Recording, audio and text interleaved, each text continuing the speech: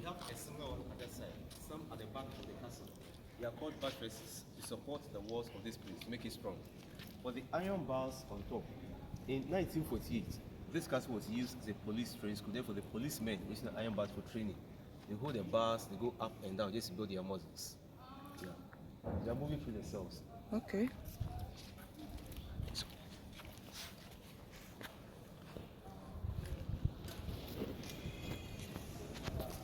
Okay, please let me inside.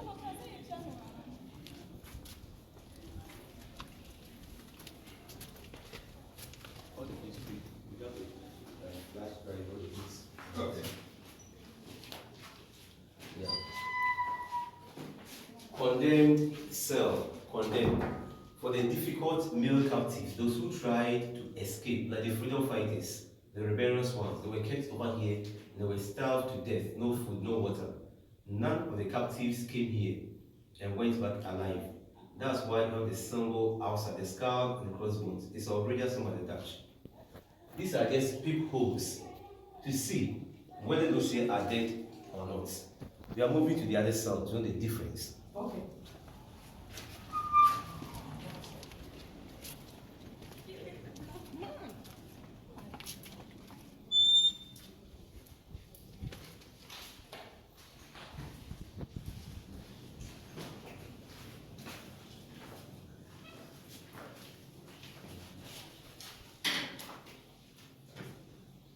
Cell for the European soldiers. Some of their own soldiers went to the town without permission. Others were fighting among themselves. They were kept over here to be disciplined. Few hours they were released. None of their soldiers died here. Yeah. They didn't have windows. They have this window in that one. Even the space here is bigger for enough air to enter. Yeah. So that's the reason it.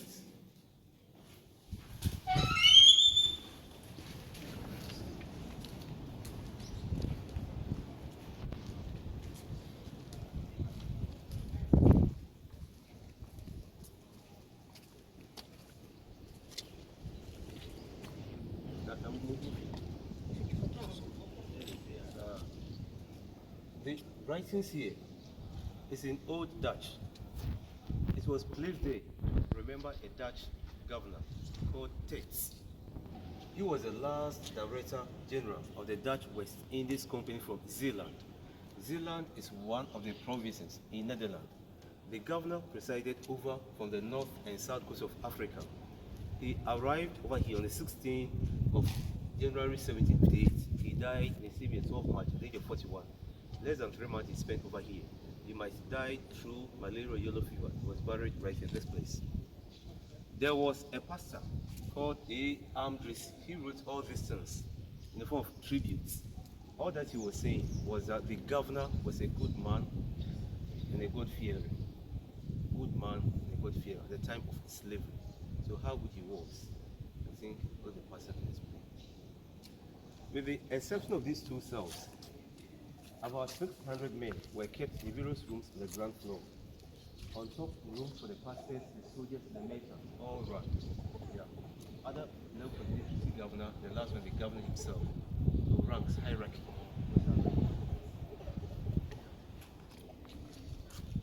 You are tired.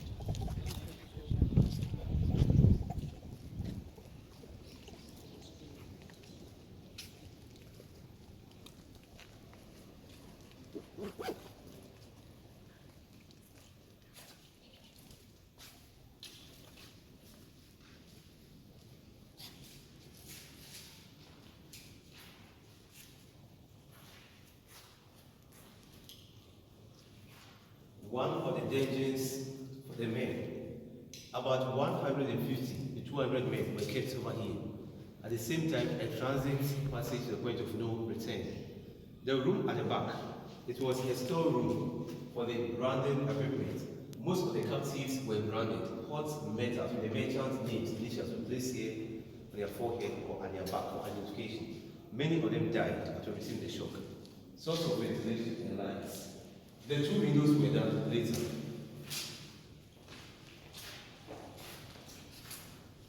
Slave exits to waiting rooms. You take a step down here, one step down.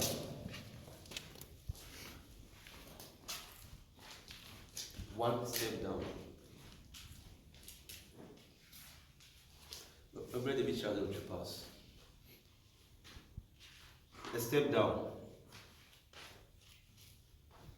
Yeah. That's the nature of this room.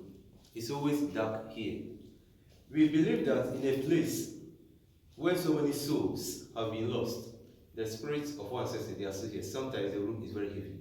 Families were separated, and this place could be the first time that likely they will see themselves, if not one of the partners is dead. The woman came from the top, the men from that side. There were steps over there. We just removed the steps. You have a reservoir on that side. Whenever it's full, the water passes through the drainage. With the second gate, please, you bend very low.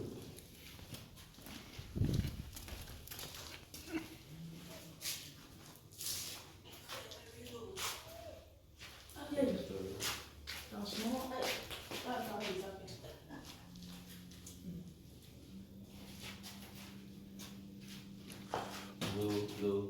Yeah. We are now in the room of no return. That's the gates of no return. It's no more. In this room, many of the captives, they broke down in tears over here, went with were seeing their parents and other relatives without realization. Through this gate, some of the captives from here were sent to Americas, West Indies, some part of Europe, for them to work in their various mines, plantations, and cotton farms.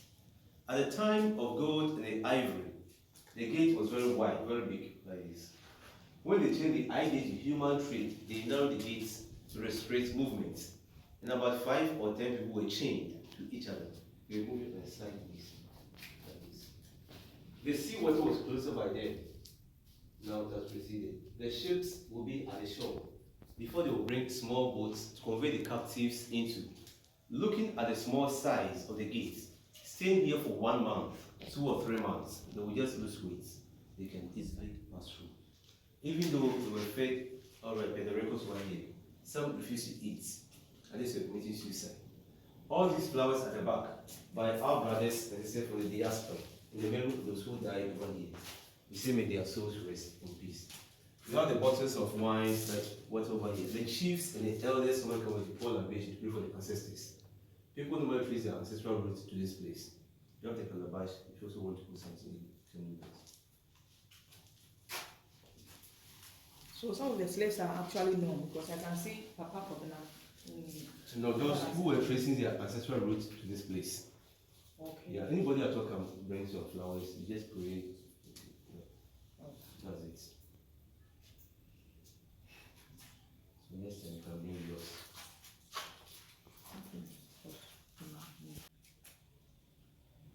Now it's a room of return. Yeah.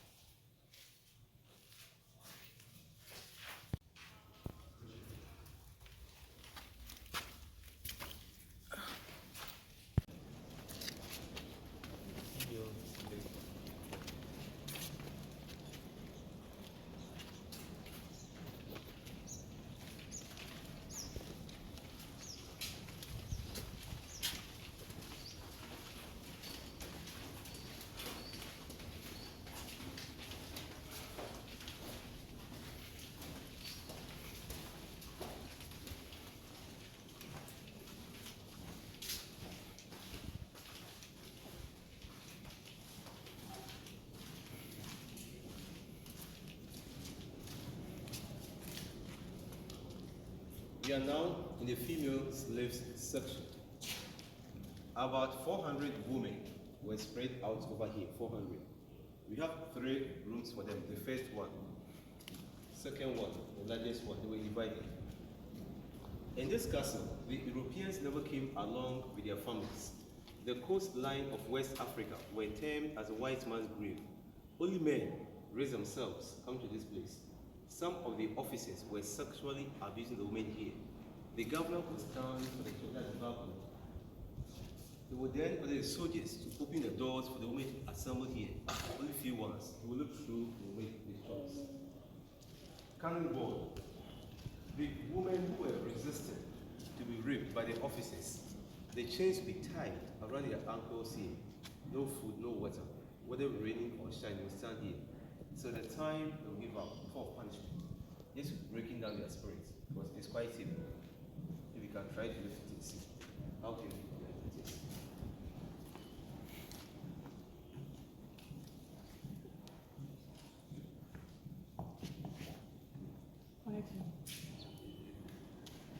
Very good. So you cannot easily move away. They chain them just breaking down their spirits. They are moving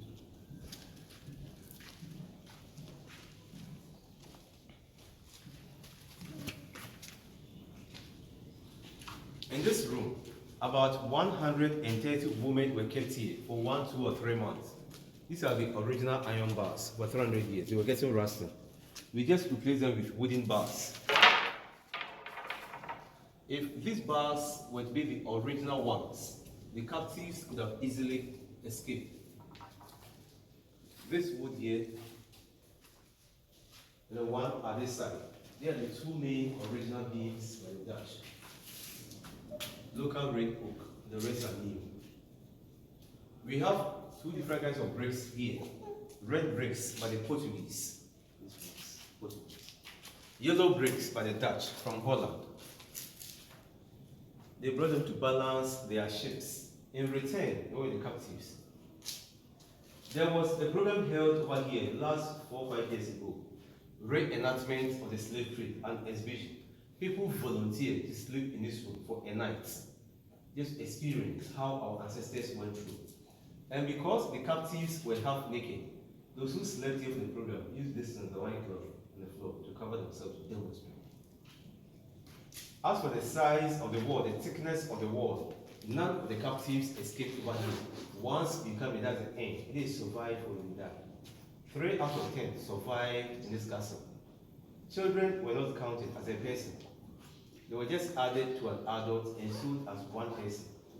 But the records over here, we are talking of 1,000 captives in every 3 months. In 1 year, we have about 4,000 captives. And the trade lasted almost 400 years.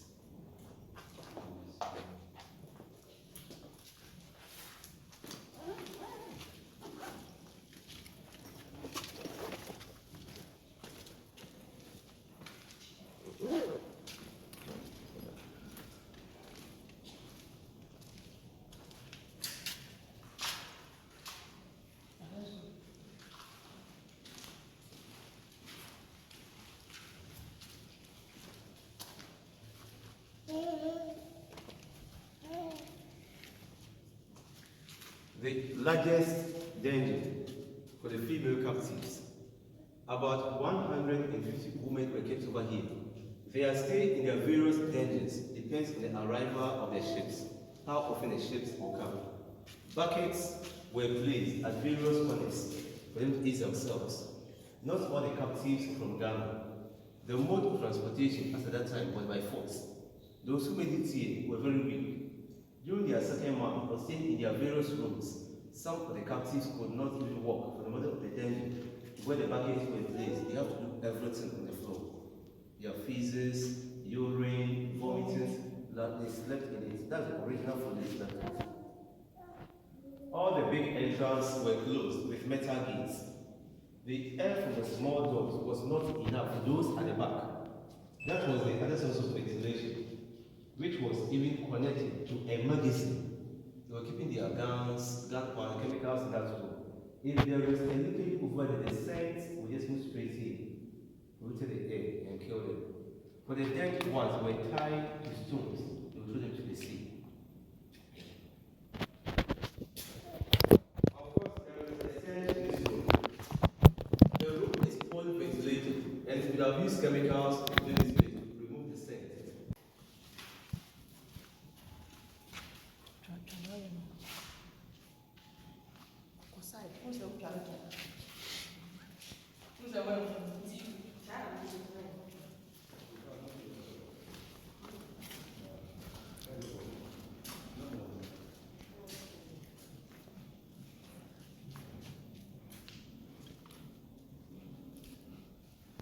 Reservoir. It covers the whole place over here, all around. Whenever it's rain, water passes through the pipes and gets inside for drinking, washing baths, etc. by the Portuguese. When the Dutch came, they had their own reservoir because they were afraid. They thought it had been poisoned. We've done the research, it has not been poisoned. This access leads to the governor's room.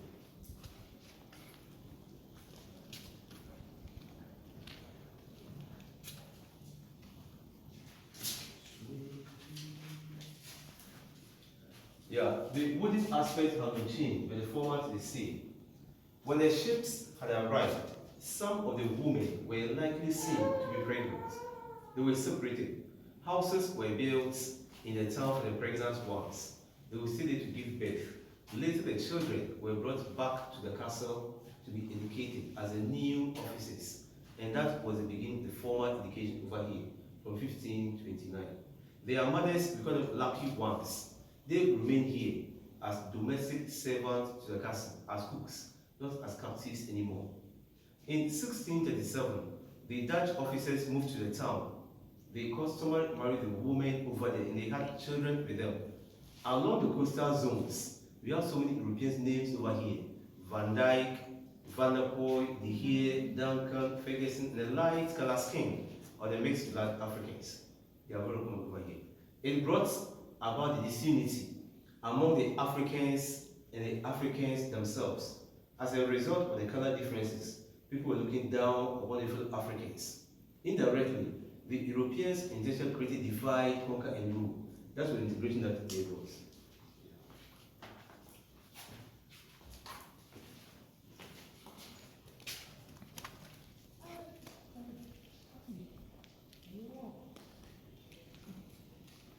These are our cells.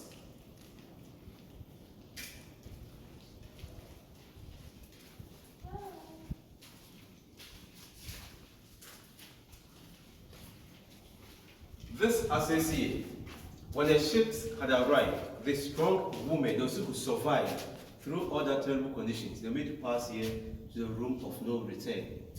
These bars were placed there recently just to prevent accidents. There were steps right here. We just removed the steps. Yeah, so we are going upstairs.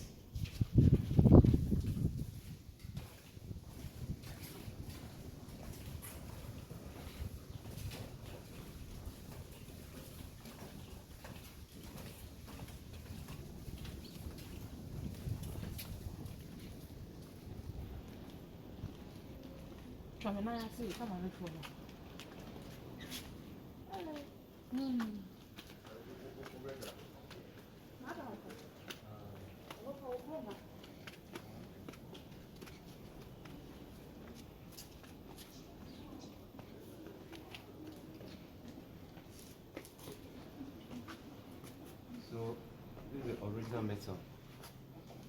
The symbol in the middle represents the Dutch West Indies Company, their logo sign. Yeah. Among the Europeans, the Dutch spent longer time over here, 235 years in Elmina. There are two watchtowers over there, two watchtowers. In 1896, one of the famous Ashanti kings, Nana Cramped, he was captured from Kumasi, held over there, the left one, for 4 years. From here, he was sent to Freetown for 1 year, before he was exiled in Seychelles Island for 23 years. In total, he spent 28 years in prison.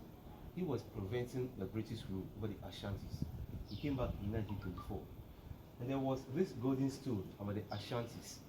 History believes that the golden stool unites all the spirit of the Ashantis. There was a time the English came, they wanted the golden stool, they had a duplicate one. They came back with the original one. They couldn't get it. There was a fight between the Ashantis and the British, led by Ya Asante, the Queen Mother, very strong public woman. She was also held over there. Less than a year, she was sent to Seychelles Island. She died over there. Recently, in 2000, her remains was brought back and she was reburied at the hotel in Kumasi, Igisu, Alisiasi. Yeah.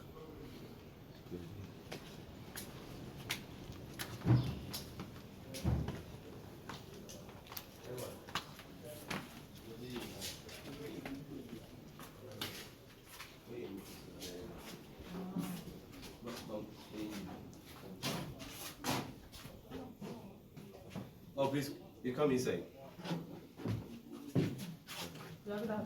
For more detailed information, you can get a copy of some of these books. Yeah. And on part of this writing, our own version of the history needs to be told. Yeah. There is much in-depth about the history over here. The country with the African South before the Europeans came. Yeah. Educate our younger ones.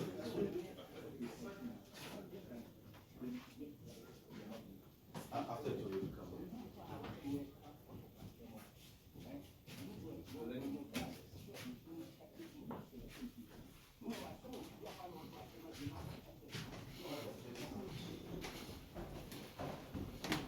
You said they have been changed. Yes.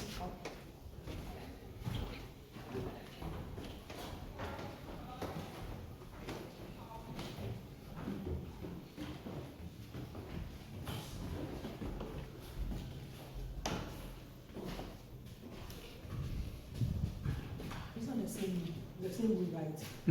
They're different. Annie. Ngocha.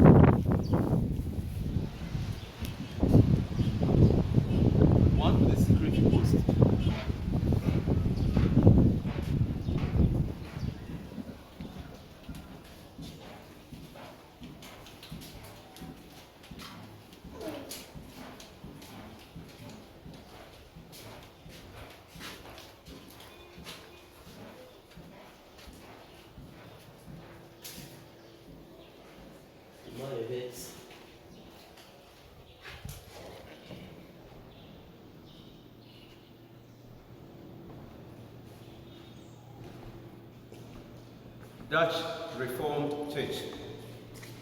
Dutch Reformed Church. Beneath, you had the female slaves then. That's the quotation left from the Bible. Psalm 132 verse 14. Zion is the Lord's resting place. Here was the place of holiness. The Lord lives here. That church.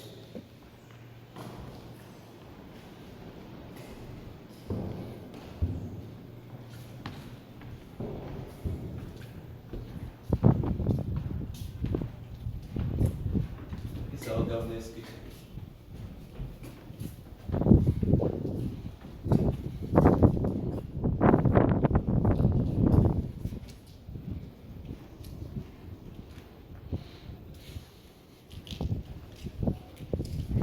The governor will stand here to select one of the women.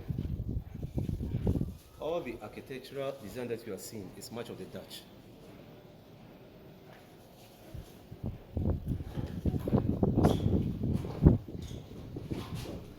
Yeah. They will open this access for the chosen one to come out.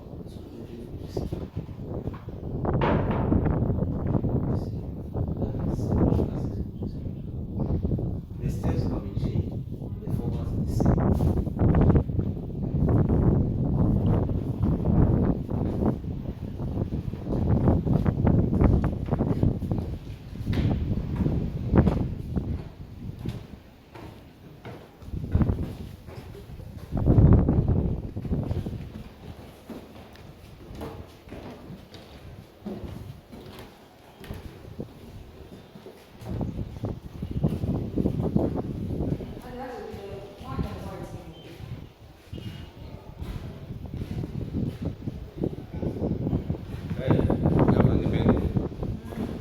Governor's bedroom with 2 living rooms. 2 living rooms.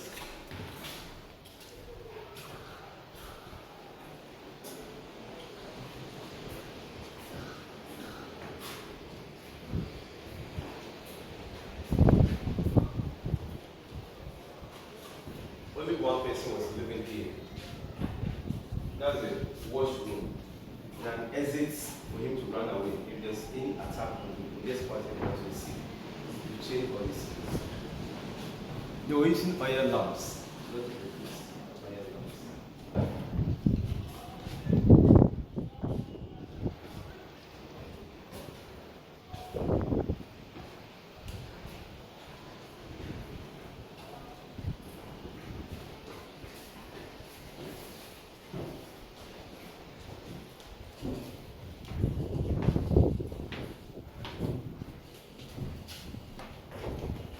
Take your time, the steps.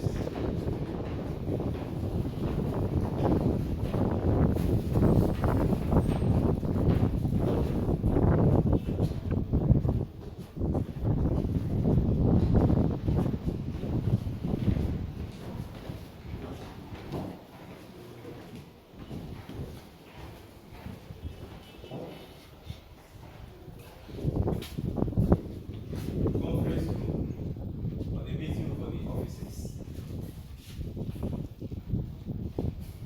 We have a lovely over here where the governor will stand and then the soldiers.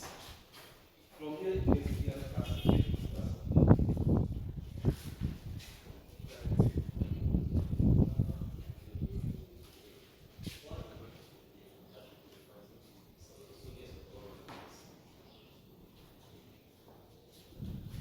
So far, I think we've covered every part of the talk.